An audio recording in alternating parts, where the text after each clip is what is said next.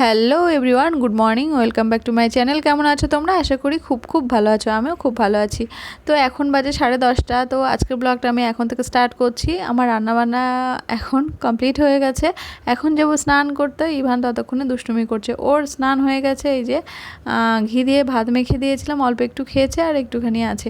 আর ইভানের পাপা খাওয়া দাওয়া করে তো বেরিয়ে গেছে। আর তার মধ্যেই চলে আসলো হচ্ছে একটা পার্সেল। তো পার্সেলটা ওর চোখে পড়ে গেছে।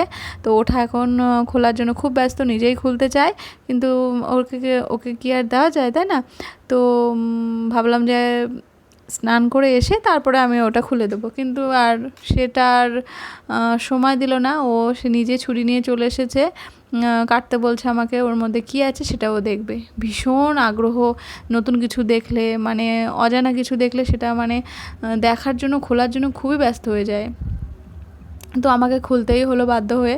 তারপরে আমি খুলছি। এটা হচ্ছে নাইকা থেকে এসেছে একটা ক্রিম অর্ডার করেছিলাম, আর একটা ফেস ওয়াশ অর্ডার করেছিলাম। তো দেখো কি আছে, বেশি কিছু নেই, হালকা পাতলা আর কি, কারণ আমার যেগুলো প্রয়োজন খুব, সেই জন্যই এগুলো অর্ডার করা হয়েছিল। তো দেখো, একটা ময়শ্চারাইজার আছে, একটা ফেস ওয়াশ, আর একটা ছোট্ট একটা সানস্ক্রিন। তো আমাদের ওপরে প্রচণ্ড রোদ, রান্না করতে গেলে পুরো রোদটা আর কি মুখে লাগে, তো ট্যান পড়ে যাচ্ছে, সেই জন্য হালকা একটা ছোট্ট একটা সানস্ক্রিন কিনে নিলাম।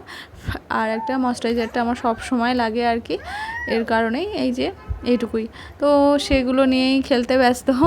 তো এখন ওরা একটু কান্না ঠান্ডা হয়েছে, কিন্তু ওগুলো নিয়েই খেলবে। তো আমি ততক্ষণে আমি স্নান করে এসেছি। তো সানস্ক্রিনটা লাগিয়ে দেখছি কেমন, বেশ ভালো লাগছিলো, কিন্তু খুব খুব আর কি মোটা। মামা আর্থের এই ফার্স্ট টাইম ইউজ করছি, কিন্তু বেশ ভালো। দেখো, ও আমাকে লাগিয়ে দেবে। তো ক্রিম মাখাতে খুব ভালো পারে আর কি। যাই হোক, ও ক্রিম দেখলেই আমি মাখলেও এরকম করতে আসে। তো আজকে একটু বেশি বেশি করছে। মুখে অনেকটা ক্রিম দেখে ও বেশি মানে হয়ে গেছে আর কি। যাই হোক, তো এবারে যাব খেতে, আর ওকেও একটু খাওয়াবো। তারপরে আমার বাকি কাজ আছে, কিছু জামা প্যান্ট মেলা আছে, সেগুলো করে নেবো। টুকিটাকি আরও কাজ আছে, সেগুলো করব।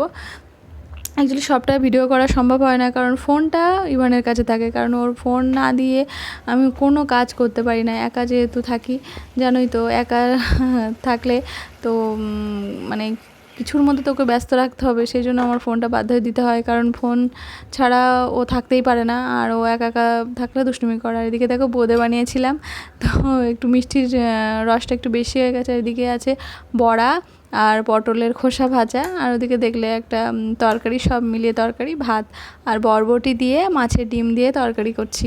তো এটা হলেই আমার শেষ। মানে এই তরকারিটা বসিয়ে আমি স্নান করতে চলে গেছিলাম আর কি। তো ভাবলাম আস্তে আস্তে হোক, ততক্ষণে আমি স্নান করে আসি। আমার হয়েও গেছে। তো এবারে এটা নামিয়ে নেব। মাছের ডিম দিয়ে বরবটিটা এইভাবে রান্না করলে বেশ সুন্দর লাগে খেতে। তো যাই হোক, এখন আমরা খাওয়া দাওয়া করে এই যে আমরা এখন একটু রেস্ট নিতে এসেছি। ইভানের পাপা তো সেই সন্ধ্যাবেলা আসবে, এখনও দেরি আছে। তো এখন বাজে প্রায় 3:30। তো এতক্ষণ দুষ্টুমি করছিল, দেন খুব কষ্টে ঘুম পাড়িয়েছিলাম, আর ও ঘুমিয়েছে।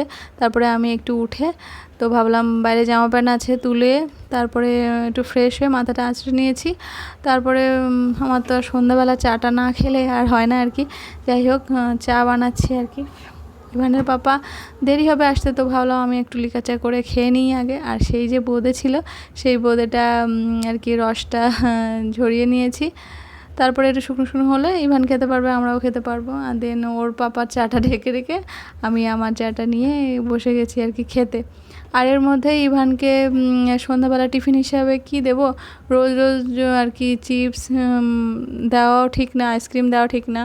বাইরের খাবার সবসময় খেয়ে ওর আবার পেটে পাতলা পায়খানা হয়ে গেছে।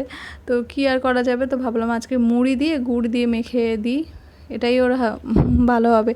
কারণ ও বেশি কিছু খেয়ে সহ্য করতে পারে না, মানে এই নিয়ে আমারও সমস্যা হয়ে যায়। দেন বিস্কিট দিয়েছিলাম, খায়নি, তো আবার মুড়ি দিয়েছি, বেশ টুকটুক করে খাচ্ছিল, ছড়িয়েছে একটু বেশি, কী আর করা যাবে আর কি। যাই হোক, দেন এবারে পাপা বললো আজকে একটু গোলা রুটি করো খাই। তো সন্ধ্যাবেলা টিফিন হিসাবে একটু গোলা রুটি করলাম। তো এটা ইভানের জন্য একটু নরম নরম করে দিয়েছি। আর এই যে চলে এসেছি। এটা আমার, আর ওর পাপার আগেই দিয়েছি ময়দা দিয়ে, ওদের গোলা রুটি বানিয়ে দিয়েছি, আমি আটা দিয়ে একটা বানিয়েছি, আমার ময়দাটা সহ্য হয় না আর কি। যাই হোক, এটা আমি এখন খাবো। দেন তারপরে যাব, আবার রাতের রান্না আছে সেটা আর কি করতে। তো যাই হোক, আমরা কোনো রকম সন্ধ্যাবেলা টিফিনটা সারলাম।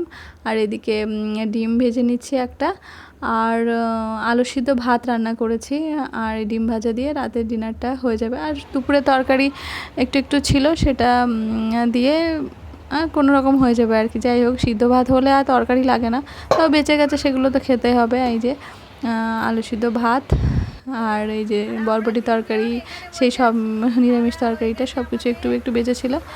তো ওই দিয়ে ডিনারটা সারলাম, গেছিলাম ঘুমাতে।